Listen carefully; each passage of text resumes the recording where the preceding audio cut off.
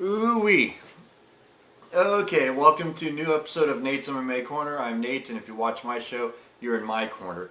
Today's episode is a pre-fight show for UFC Fight Night. Boetsch versus Henderson, or Henderson versus Boetsch, whichever way you want to call it. And it's a pre-fight show with my rundown of predictions of the main card, and just rundown of all the main card fights and whatnot. So I'll make this quick, make it straight to the point episode. But before I do, I just want to thank Frank Shamrock for coming out with his book. It's going to help me be a master at understanding the sport of mixed martial arts. It's called Mixed Martial Arts for Dummies, and yes, I am a dummy. Okay, you got me there. Okay. But yeah, Frank Shamrock, former UFC champion, has pictures of all the moves to help me break down everything that much better, that much more precise, and possibly help me out with my predictions. So we'll see. But anyways, okay, so let's get started with the main event of UFC Fight Night, Henderson versus Boetsch. Yeah, the main event is a middleweight clash, 185 pounders, Dan Henderson versus Tim the Barbarian Boetsch. And in this fight, I'm picking Dan Henderson. I think they're both really good wrestlers. I think they're both in a down part of their career right now. This one's a coin toss. It's a close one. I think Boetsch definitely has a chance at winning. I give him a 49% chance of winning. But I think Dan Henderson's experience plays off in this, and he avoids the early onslaught of Tim Boetsch and works his way to landing that H-bomb, the overhand right. And so I got Dan Henderson winning by knockout in the first or second round, but only a 51% chance. So yeah, this is a close fight. Yeah, then in the co-main event we have Ben Rothwell versus Matt Mitrione. I think all the critics out there picking Matt Mitrione are crazy. I mean, Ben Rothwell is a veteran in the sport. He's had so many fights. He's gotten better. He knocked out Alistair Overeem. Matt Mitrione's had some big wins too throughout his career.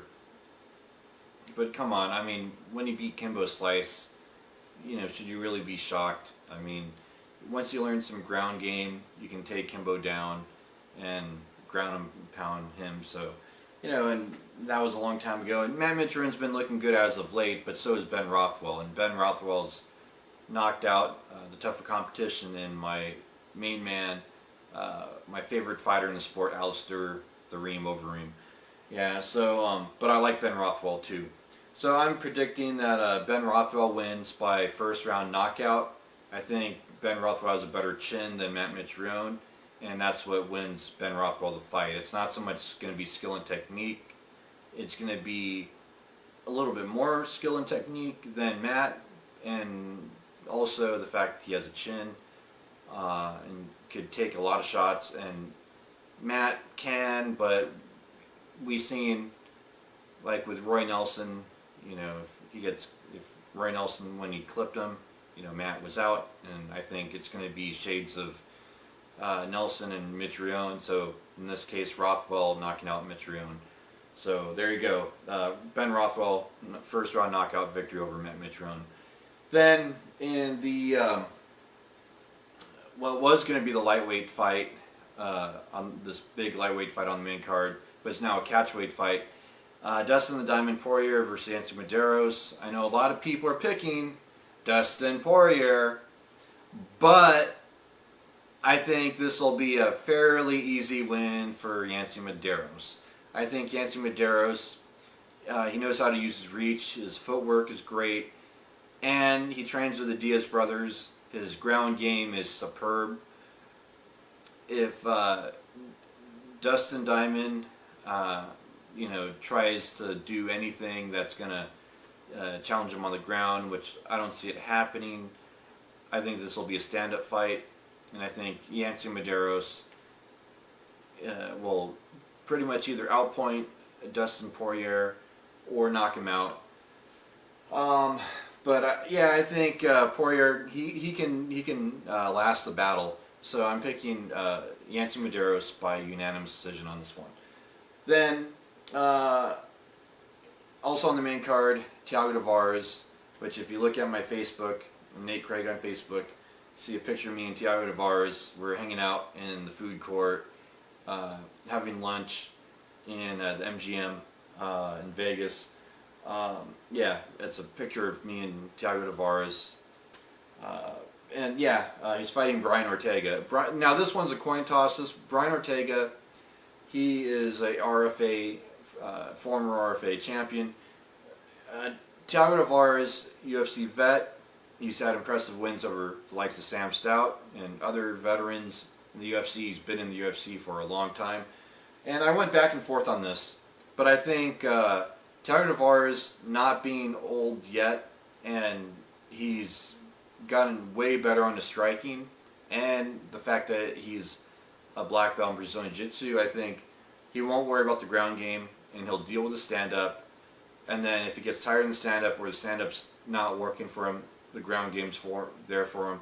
Now, Brian Ortega is a brown belt in Brazilian Jiu-Jitsu, and will be able to deal with the ground game for bits and pieces, but ultimately, with the judo and Brazilian Jiu-Jitsu background of Thiago Tavares, I think he could overwhelm him on the ground and squeak out a unanimous decision win. So there you have it. I'm picking Thiago Tavares unanimous decision victory. I think either he outstrikes him and then takes him down, or just outstrikes him each round. Then also on the main card, we have Joe Soto versus Anthony Boetsch. And yeah, this is the bantamweight 135ers.